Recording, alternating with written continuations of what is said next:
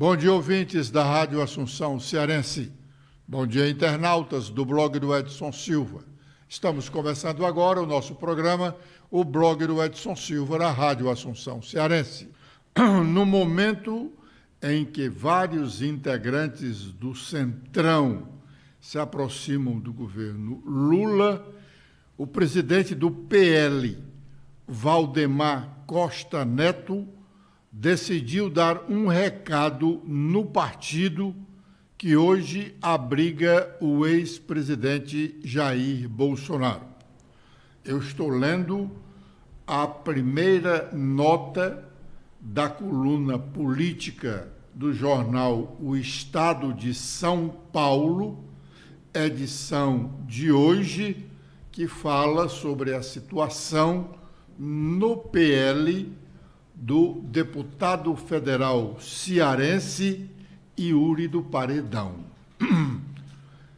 Repetindo, diz a primeira nota da coluna política do Estadão. No momento em que vários integrantes do Centrão se aproximam do governo Lula, o presidente do PL, Valdemar Costa Neto, decidiu dar um recado no partido que hoje abriga o ex-presidente Jair Bolsonaro. Abre aspas.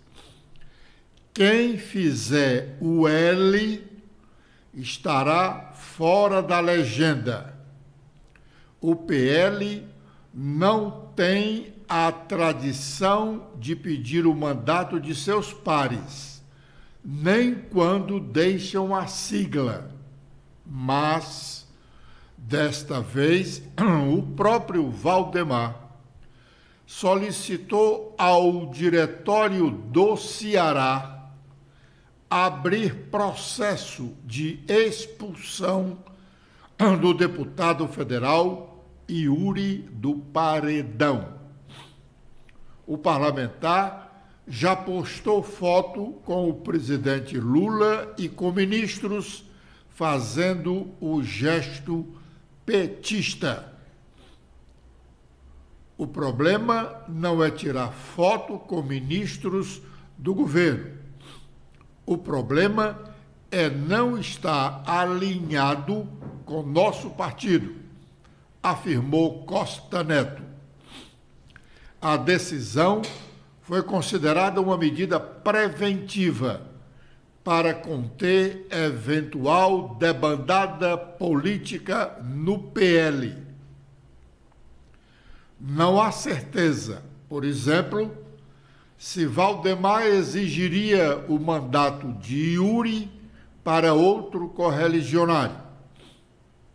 Mas era preciso um gesto forte, defendeu um dos interlocutores do partido. Uma ala do PL defende que Yuri do Paredão não seja expulso. O grupo, que é mais bolsonarista, avalia que a medida seria um prêmio, pois ele, Yuri do Paredão, poderia brigar pelo mandato na Justiça Eleitoral. Esse grupo defende que seria melhor retirá-lo das comissões e outras atividades partidárias, mantendo-o isolado. Isto é a nota que está no início da coluna política do Estadão, jornal O Estado de São Paulo. O jornal O Globo, também em sua edição de hoje, tem uma matéria mais longa sobre a situação de Yuri do Paredão, inclusive relata a prisão do deputado imediatamente após o resultado da última eleição. Ele foi preso naquela oportunidade porque ainda não estava albergado pelos artigos da Constituição que ampara o deputado federal e o senador imediatamente após a sua diplomação. Vamos ouvir o que diz, vamos ouvir a leitura da Letícia sobre a matéria do O Globo. Letícia.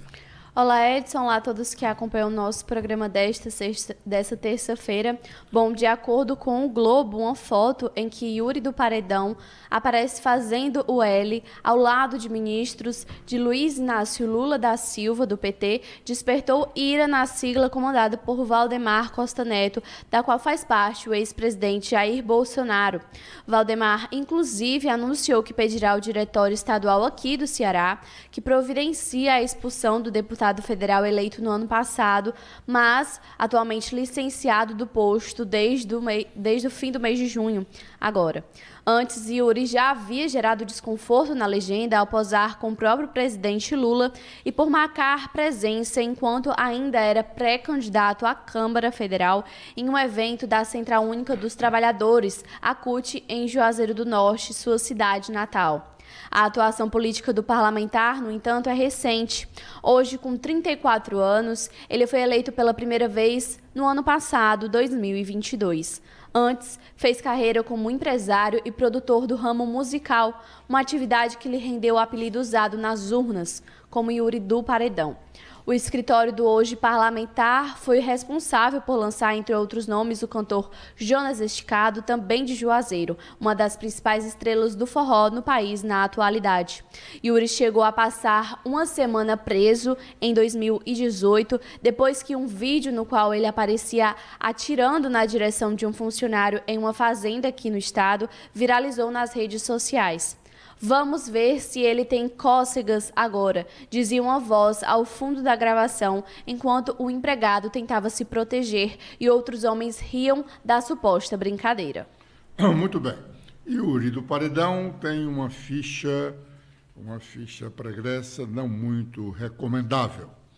Ele é irmão daquela vereadora que, quando presidia a Câmara Municipal de Juazeiro do Norte, nos primeiros meses deste ano, foi assassinada ou suicidou-se, ou foi assassinada pelo ex-namorado ou suicidou-se, como ele também suicidou-se. Bom, os deputados federais estão gozando o recesso de meio de ano, sem terem votado a Lei de Diretrizes Orçamentárias, como comentamos no nosso programa de ontem. Hoje, o jornal O Estado de São Paulo chama a atenção para esse fato. Os deputados entrarem em recesso, descumprindo a Constituição Federal, porque eles só poderiam entrar de recesso após a aprovação da Lei de Diretrizes Orçamentárias, porque esta lei que norteia a elaboração da Lei Orçamentária Anual. Depois que o Congresso aprova a Lei de Diretrizes Orçamentárias, o governo federal vai preparar o projeto de lei orçamentária do próximo ano.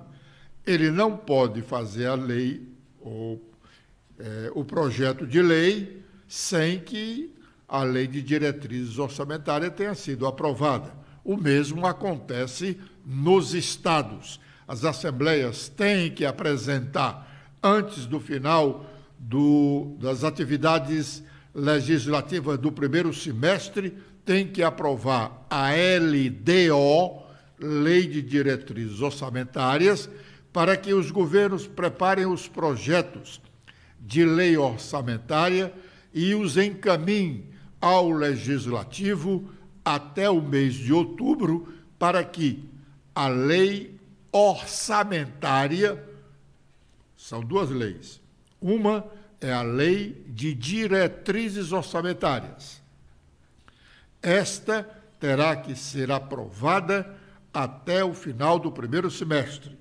A outra é a lei orçamentária, que o governo manda para o Congresso, para as assembleias legislativas, até outubro, porque ela precisa ser aprovada até o último dia do ano, em razão de necessariamente, obrigatoriamente, entrar em vigor no dia 1º de janeiro do ano. Stephanie. Olá, Edson. Olá, internautas do blog do Edson Silva. O Estadão destaca que na Câmara dos Deputados e no Senado, esta semana e a próxima vão passar em branco. Um acordo informal entre os parlamentares garantiu que não haverá sessões até o início de agosto. Não é uma pausa oficial, mas uma paralisação extraoficial apelidada de recesso branco. De acordo com a Constituição, o Congresso só pode entrar em recesso em julho caso as duas casas legislativas tenham votado a Lei de Diretrizes Orçamentárias, o que não ocorreu neste ano até agora. Para o cientista político Rafael Cortez, professor do Instituto Brasileiro de Direito Público, pausas como essa auxiliam deputados e senadores a exercer outro papel relevante de suas funções, se aproximar das bases políticas estaduais.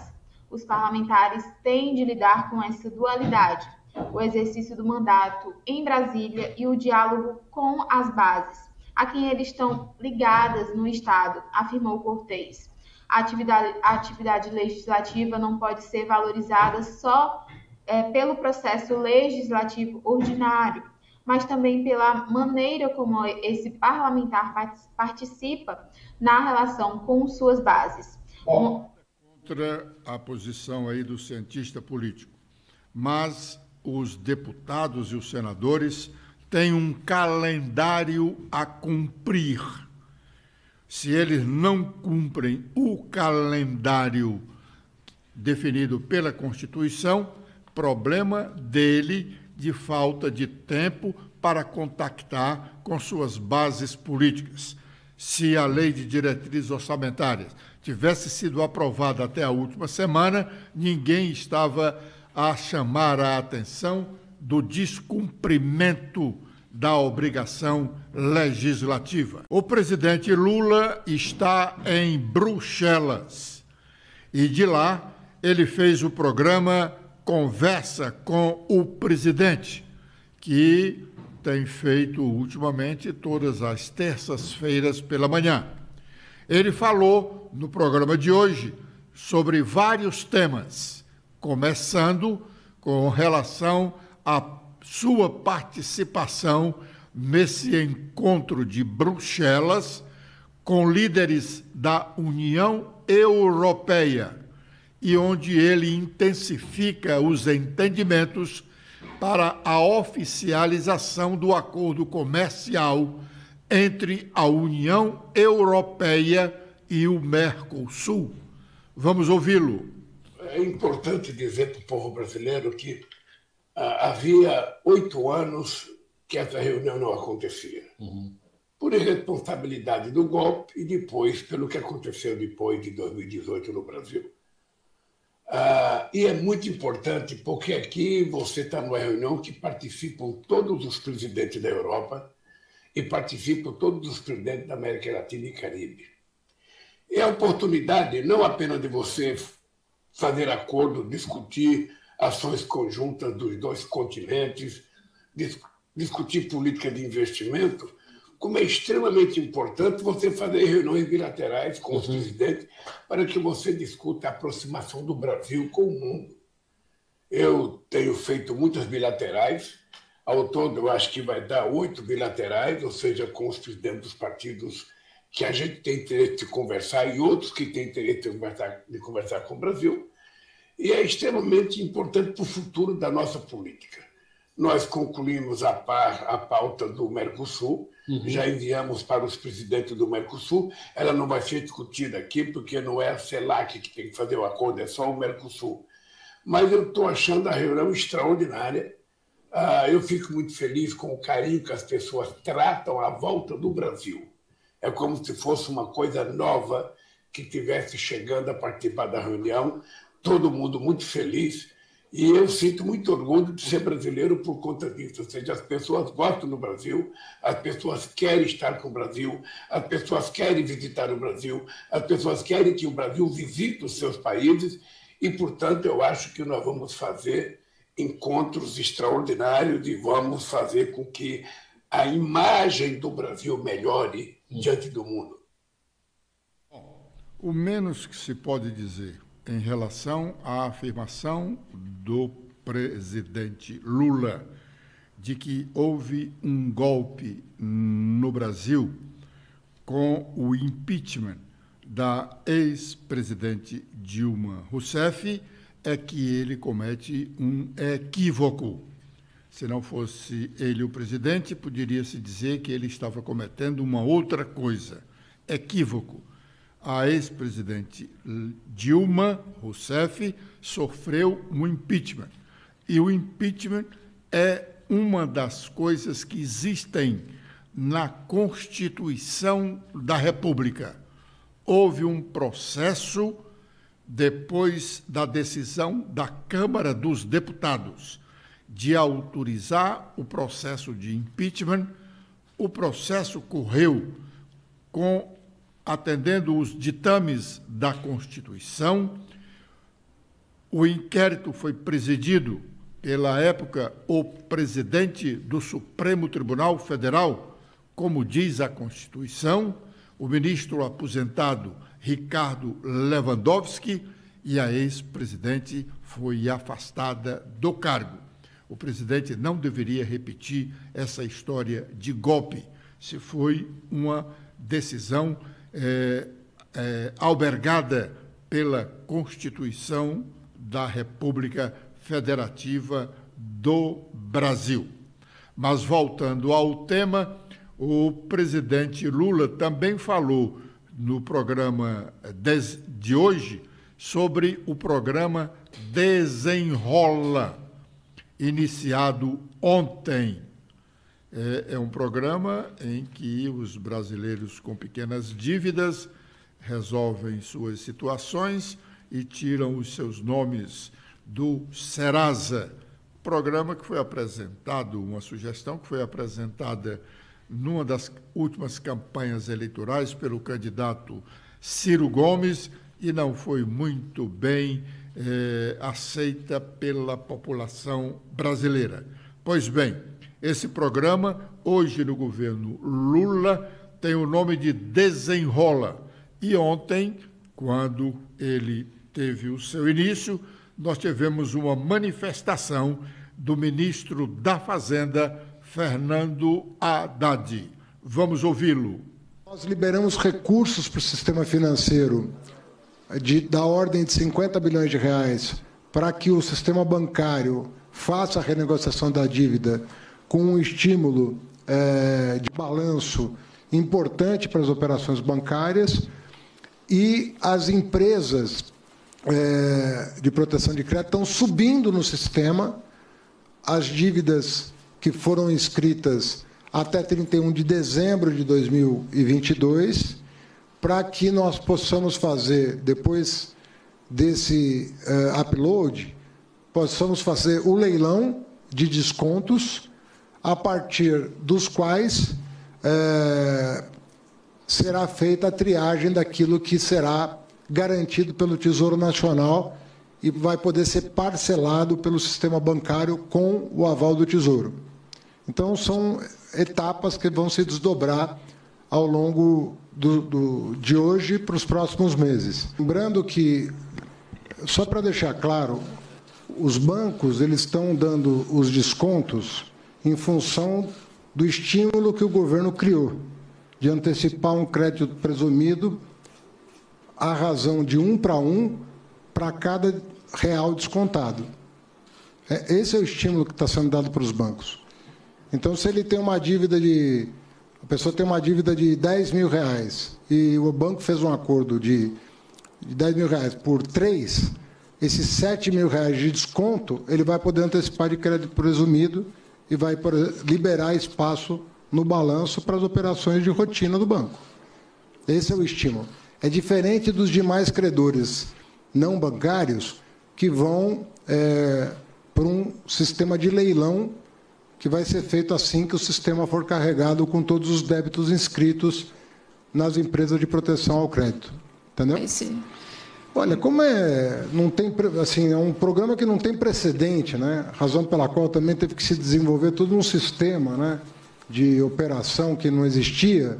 A gente não tem, nesse momento, estimativa de... Por isso que nós aportamos um valor de recursos para o aval, né, que já está reservado do orçamento e que pode, inclusive, ter que ser complementado se o sucesso do programa for superior ao que está se imaginando nesse momento. Bom, se é comum no mundo empresarial se dizer que empresa não tem coração, quando há reivindicações de empregados e outras reivindicações, empresa não tem coração. Ora, se empresa não tem coração, banco muito menos.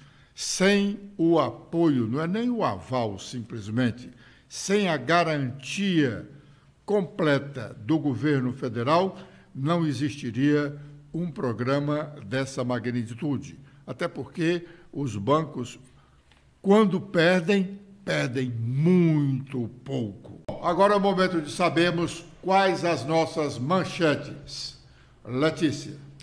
Bom, com os destaques de hoje, nós temos que o Supremo Tribunal Federal lançará a primeira tradução oficial da Constituição Federal em língua indígena. A iniciativa visa promover os direitos dos povos indígenas no marco da Década Internacional das Línguas Indígenas, que é de 2022 a 2032 das Nações Unidas. Também temos que o líder do PSD na Assembleia fala sobre a entrada no governo Elmano, parceiro unha e carne. Nas eleições do ano passado, Domingos Filho foi candidato a vice-governador na chapa encabeçada pelo ex-prefeito Roberto Cláudio, que ficou na terceira colocação. Enquanto Roberto assumiu o papel de opositor, Domingos já sinalizou ingresso oficial na gestão de Elmano de Freitas. Os membros do PSD na Assembleia, inclusive, nunca fizeram oposição ao governo que iniciou a administração neste ano. Está atrasada a votação da LDO e senador promete mudanças na reforma tributária no Senado Federal. Integrante da Comissão Mista de Orçamento, o senador Marcelo Castro, explicou que o atraso na votação da LDO, que deveria ter ocorrido até a segunda quinzena de julho, ou seja, até o dia 15, não prejudica as contas públicas. E Geraldo Alckmin defende fortalecimento do cooperativismo no país. Durante o evento no Itamaraty, Alckmin avaliou que a sociedade mundial está ficando mais rica e desigual. Com os destaques do Globo, temos em principal destaque hoje que a Polícia Federal prende 16 suspeitos de quadrilha que trocou malas brasileiras presas por tráfico de drogas na Alemanha. E com as últimas da Folha de São Paulo, temos que bancada evangélica racha com receio de proximidade com Lula. Silas Câmara assumirá a presidência do bloco com discurso de diálogo com todos. E também temos que Bolsonaro diz que pedido da Procuradoria-Geral da República sobre dados de seus seguidores preocupa. A solicitação enviada ao Supremo foi feita no âmbito do inquérito que investiga os atos golpistas do dia 8 de janeiro. Bom, saiu publicado na edição de ontem do Diário Oficial do Estado um ato normativo da mesa diretora da Assembleia Cearense, Assembleia Legislativa do Ceará, regulamentando a lei estadual que autoriza o Poder Legislativo do Estado do Ceará a adquirir e distribuir insumos alimentares e equipamentos para montagem de cozinhas comunitárias. Bom, distribuir alimentos para quem realmente está precisando, está com fome, é uma medida nobre. Todos nós devemos ser solidários com os nossos irmãos, mas não é função da Assembleia estar distribuindo alimentos. A Assembleia cumprirá o seu papel fazendo leis, fiscalizando o Estado. e ela não faz nenhuma dessas duas coisas com a necessidade, com a competência que deveria fazer. O presidente Lula, no seu encontro de hoje, conversa com o presidente, falou sobre o Desenrola, programa que nós falamos agora recentemente, inclusive com a fala do ministro da Fazenda, Fernando Haddad. E o presidente Lula disse lá no programa que só quem gosta de dever é rico. Ele disse que pobre tem vergonha de dever, mas rico não, rico gosta. Vamos ouvir a fala de Lula sobre dívidas e outro programa do governo para permitir que o pobre possa ter mais facilidade de compras. Ontem houve uma grande procura nos bancos e teve banco anunciando redução de 96% na dívida. Fantástico. Tá? E depois vai ter o seguinte, depois quando chegar em setembro vai entrar o aplicativo das pessoas que devem no varejo. Eu acho que vai ser uma coisa excepcional. Se der certo isso, a gente vai salvar no mínimo 72% da população brasileira que está endividada e vai permitir que essa gente possa voltar ao mercado de consumo, porque todo mundo sempre tem uma coisinha para comprar. Sim. E agora que vai se aproximando do fim do ano, Dia da Criança, das contas, ou seja, é muito importante que as pessoas estejam libertas das suas pequenas dívidas para fazer outra dívida sempre de forma muito responsável. Ninguém pode gastar o que não tem. Se quiser fazer uma dívida, você tem que saber se ela cabe dentro do seu orçamento. Se ela couber, você faça. Depois que você pagar uma, você faz outra, para não ficar sufocado no Serasa, como tem muita gente hoje no Brasil. Eu tenho uma coisa que eu tenho certeza e convicção. Mas antigamente a gente comprava por caderneta. E quando a gente devia R$50, R$30, R$20, R$100, a gente não tinha nem coragem de passar na frente do bar, da padaria, do supermercado que a gente comprava, porque pobre não gosta de dever. Pobre gosta de pagar aquilo que ele deve. Por isso que está havendo uma grande procura para tentar resolver o problema da dívida, porque todo mundo quer andar de cara limpa. Todo mundo quer entrar em qualquer lugar de cabeça erguida, alegre, porque não está devendo. Quando a pessoa deve e não pode pagar, a pessoa fica embaixo. Só quem gosta de dever muito é rico. Tem um ditado que diz que rico tem duas alegrias. Uma quando toma dinheiro emprestado e a outra quando não paga. Sabe? O pobre tem duas tristezas. Ele não pode tomar dinheiro emprestado, quando ele toma, ele não pode pagar. Então, sabe?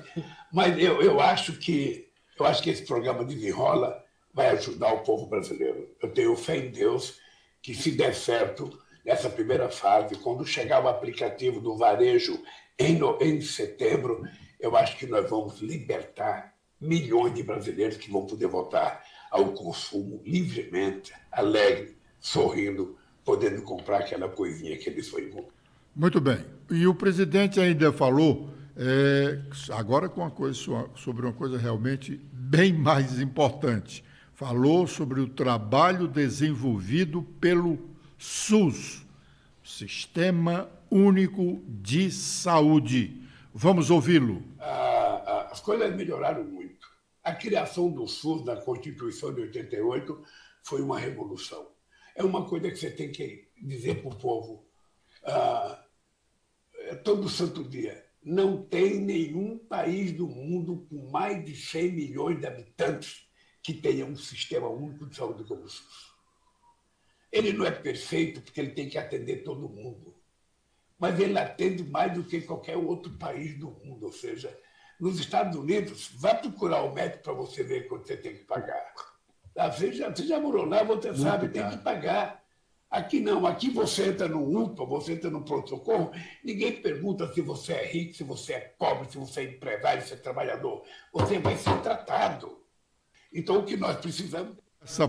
Com esta fala do presidente Lula, nós estamos encerrando o nosso programa de hoje, agradecendo a honrosa audiência dos ouvintes da Rádio Assunção Cearense e internautas do blog do Edson Silva. Amanhã, com a proteção de Deus, estaremos de volta às 11h45. Letícia. Eu também faço meus agradecimentos a todos que acompanharam o nosso programa de hoje. Espero revê-los amanhã. Até lá.